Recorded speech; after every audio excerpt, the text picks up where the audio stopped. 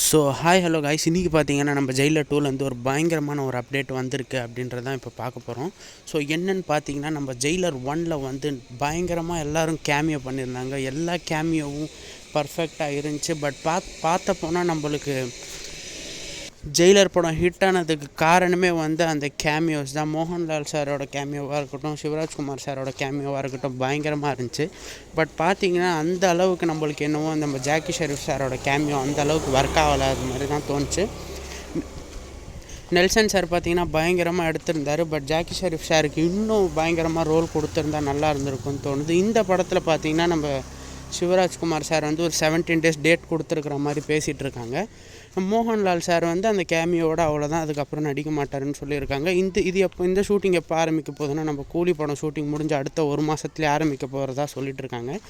So 17 days date கொடுத்துருக்கிறதுனால maybe இதில் ஒரு பயங்கரமான ஒரு சீன் இருக்கும் சிவராஜ்குமார் சாருக்கு அப்படின்னு பேச்சு போயிட்டுருக்கு. ஸோ நெக்ஸ்ட் வீடியோவில் பார்க்கலாம். Bye guys.